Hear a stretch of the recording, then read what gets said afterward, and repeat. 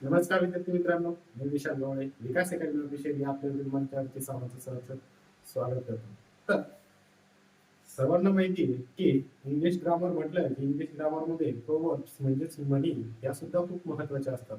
तर सरळ सेवामध्ये किंवा इतर कोणत्याही परीक्षेमध्ये एमपीएससी मध्ये म्हणा किंवा सरळ सेवामध्ये म्हणा किंवा तुम्ही सीजीएल एसएससीच्या ज्या काही परीक्षा देणार असाल अशा या सर्व परीक्षांमध्ये तुम्हाला प्रोवर्ब्स ह्या विचारल्या जातात. मग प्रोवर्ब्स विचारलं जातात तर त्याच्या प्रोवर्ब्सचा अर्थ आपण केव्हा समजू शकतो जेव्हा आपल्याला त्यांचा मराठीतून व्यवस्थित अर्थ जर माहिती असेल तरच आपण त्या प्रोवर्ब किंवा म्हणी काय ओळखू शकतो.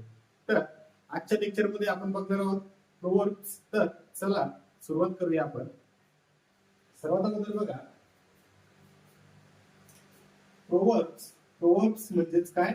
म्हणी. प्रोवर्ब्स म्हणजेच काय?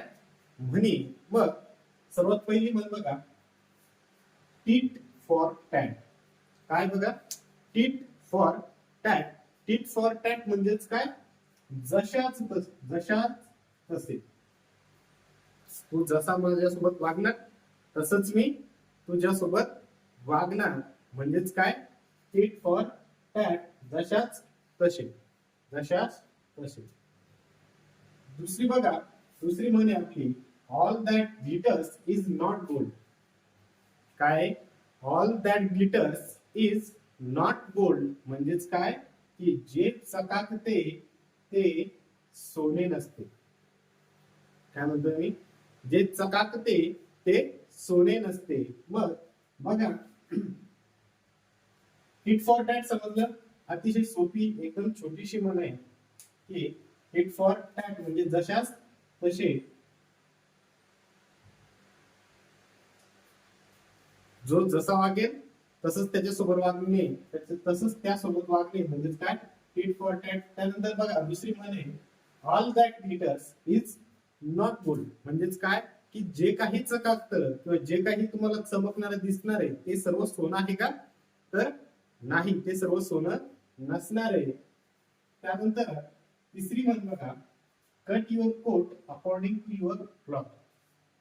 ही म्हण आपल्या दैनंदिन जीवनात खूप वापरल्या जाते. तर ही या म्हणीचा अर्थ काय बघा की cut your coat according to your cloth म्हणजेच बघा अंथरूण पाहून पाय पसरणे असं या म्हणीचा अर्थ होतो. काय अर्थ होतो? की जेवढं आपलं अंथरूण आहे तेवढंच आपण काय करावे? पाय पसरावे. मग याचा जर व्यवस्थित अर्थ जर समजला की जेवढं आपल्यापाशी आहे तेवढ्यातच आपण काय करायचं असतं? समाधान मानायचं असतं. जे आपल्याकडे नाही त्या वस्तूची किंवा त्या गोष्टीची लालसा करून चालेल का? तर नाही चालणार. अशाच पद्धतीने आपली काय 3 नंबरची म्हण आहे cut your coat according to your cloth. त्यानंतर बघा नंबर 4 ची म्हण आहे बघा अ 9 डेज वंडर्स. काय? अ 9 डेज वंडर. अ 9 डेज वंडर म्हणजेच काय? की नव्याचे 9 दिवस. काय म्हणतो आपण? अ सॉरी 9 डेज वंडर. अ 9 डेज वंडर म्हणजेच काय? नव्याचे 9 दिवस. आता घरामध्ये एखादं लग्न कार्य जर झालेलं असेल आपल्या तर नवीन नवरी आपल्या घरी येते बघा. तर नवीन नवरी आल्यानंतर नवीन नवरी काय करते की मी चहा असा घेत नाही, मी चहा तसा घेत नाही, मी हे काम करू शकत नाही, मी ते काम करणार. म्हणजे माझ्या जे छोटे छोटे काम आहेत ते काय करते नवीन नवरी करते. मग त्यांची सासूबाई काय सांगते त्यांना की नव्याचे 9 दिवस म्हणजे 9 दिवस यांना सहन करू आपण. त्यानंतर काय तिला हे सर्व काम करणंच आहे. अशा प्रकारचा एक अर्थ होतो. आणि दुसरा एक अर्थ असा होतो की नव्याचे 9 दिवस म्हटल्यानंतर 9 दिवस जो पाहुणा किंवा जे कोणी आलेलं आहे त्यांना आपण काय करतो? चांगल्या पद्धतीने त्यांची खातिरदारी म्हणून आपण त्यांना करतो. आणि त्यानंतर काय जुने झाल्यानंतर त्यांच्याकडे व्यवस्थित तुम्ही लक्ष देत नाही. त्या पद्धतीने बघा 5 नंबरची आपली जी म्हण आहे जी प्रोव्हर्ब्स ती आहे बघा अ फिगर अमॉंग सायफर्स. काय? A figure among ciphers. मग अ फिगर अमॉंग सायफर्स याचा अर्थ काय बघा की वासरात लंगडी गाय शहाणी. काय अर्थ याचा की वासरांमध्ये काय आहे, लंगडी गाय कशी असते, शहाणी असते. म्हणजे खूप साऱ्या लहान मुलं आहेत, बरोबर आहे. आणि त्या लहान मुलांमध्ये एक आजीबाई आहे. तर ती आजीबाई किंवा एक लहान मुलांमध्ये समोर बघा, स्मॉल बिट्स ग्रेट बीस्ट. काय म्हणजे आपली स्मॉल बिट्स ग्रेट बिट्स म्हणजेच काय, लहान तोंडी मोठा घास. आपण म्हणतो बघा खूप वेळा, एखादा लहान मुलगा असेल किंवा एखादी लहान व्यक्ती असेल आणि ती आपल्यापेक्षा मोठ्या व्यक्तीला उलटून बोलत असेल किंवा काही जास्त शिल्लकच बोलत असेल, त्यावेळेस म्हणतात बघा, लहान तोंडी मोठा घास घेऊ नको. काय म्हणतात की लहान तोंडी मोठा घास घेऊ नको. अशाच पद्धतीने आपली म्हणे, काय म्हणे ही, स्मॉल बिट्स ग्रेट बिट्स. त्यानंतर बघा 7 नंबरची आपली, whom God keeps no frost can kill. म्हणजेच काय की देव तारी त्याला कोण मारी. ही म्हण आपण खूप वेळा शाळेमध्ये किंवा कोणाच्या तोंडावाटे ही ऐकलेली असते की देव तारी त्याला कोण मारी, बरोबर आहे. याचा अनुभवही खूप जणांनी घेतलेला असतो, की अनुभव घेतला असतो. म्हणजे कसा की एखादा व्यक्ती असतो किंवा एखादा प्राणी म्हणा, जो काय असतो मृत्यूच्या दारातून वापस येतो.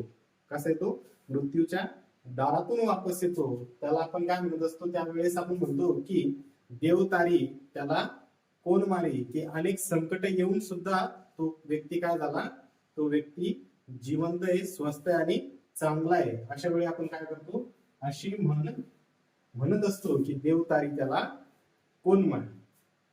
त्याचनंतर बघा, डेथ कीप्स नो कॅलेंडर. बघा वरची काय आहे की देवतारी त्याला कोण मारी, आणि त्या खालीची काय म्हणे आपली की डेथ कीप्स नो कॅलेंडर. म्हणजेच काय असतं की मरणाला कधीही वेळ नसतो. ठीक आहे, मरणाला काय कधीही वेळ नसतो, असा या म्हणीचा अर्थ होतो. या प्रवर्तचा अर्थ काय होतो की मरणाला वेळ नसतो किंवा मरण केव्हाही येऊ शकते. काय अर्थ होतो याचा की मरण केव्हाही येऊ शकतं. मरण कुणाच्या हातात आहे का, नाही. काल एखादी व्यक्ती आपण बघितली आपल्या नातेवाईकांमध्ये असेल, मित्रपरिवारामध्ये एखादी अशी व्यक्ती असते की ज्याला काल आपण व्यवस्थित भेटलो आणि दुसऱ्या दिवशी सकाळी आपल्याला न्यूज येते की ती व्यक्ती काय झालेली आहे, आपल्याला सोडून गेलेली आहे. म्हणजेच काय होतंय की कालच चांगलं होतो, मग आपण काय विचार करतो की कालच माझ्यासोबत गप्पा मारली, काल चांगला होत होतो, पण आज कसं काय अचानक काय झालं, अटॅक आला वगैरे. तर याचा काय आहे, या म्हणीचा अर्थ काय आहे की डेथ कीप्स नो कॅलेंडर. ठीक आहे, मरण कोणाला सांगून येतं का, नाही, त्याला वेळ नसते, मरण केव्हाही येऊ शकते. त्यानंतर बघा नेक्स्ट आहे आपली डायमंड कट डायमंड.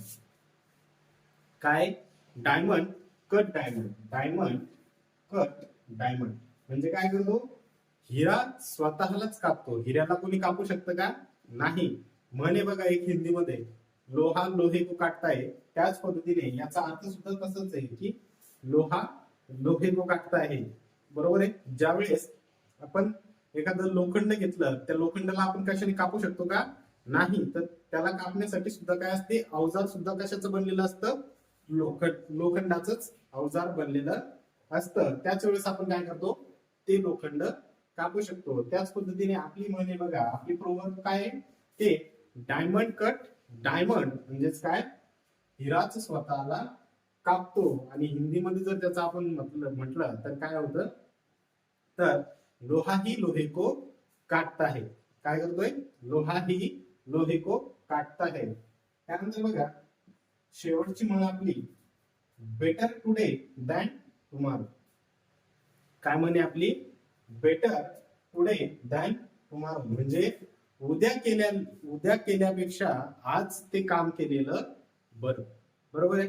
आता काही गोष्टी असतात बघा, खूप सारे विद्यार्थी असतात ज्यांना अभ्यास सुरू करायचा असतो. मग त्या विद्यार्थी काय करत असतात की आज नाही, मी काय करतो, उद्यापासून चालू करतो. मग उद्या परत दिवस आला की उद्या परत काय होतं, आज नाही, उद्यापासून चालू करतो. तर उद्यावर ढकललेलं काम हे नेहमी आजच्या आज केलेलं केव्हाही चांगलं, असं आपल्या या म्हणीचा काय होत असतो, अर्थ होत असतो. तर एकूण आपण 10 म्हणी या ठिकाणी बघितल्या आणि या 10च्या 10 म्हणी इम्पॉर्टंट आहे. यापैकी तुम्ही सर्वच्या सर्वच लक्षात ठेवा, कारण यापैकी बरेचशा 2 ते 3 म्हणी एसएससी सीजीएल या परीक्षेला विचारल्या गेलेल्या आहेत. तर बघा, परत एक वेळेस आपण या बघूया. स्मॉल बिट्स ग्रेट बिट्स म्हणजेच काय, लहान तोंडी मोठा घास. त्यानंतर हे बघा, whom God keeps no first can kill म्हणजेच काय, देवतारी त्याला कोण मारेल. त्यानंतर नेक्स्ट आहे बघा, डेथ कीप्स नो कॅलेंडर म्हणजेच काय, मरणाला वेळ नसतो किंवा मरण केव्हाही येऊ शकते. ठीक आहे. त्यानंतरची बघा, डायमंड कट डायमंड म्हणजेच काय, हिराच स्वतःला कापतो. आणि हिंदीमधून जर आपण याचा अर्थ घेण्याचा प्रयत्न केला किंवा हिंदीमधून आपण ही म्हण म्हटली तर कशी येईल की लोहा ही लोहे को काटता है. त्यानंतर बघा, नेक्स्ट आहे बेटर टुडे दॅन टुमॉरो. काय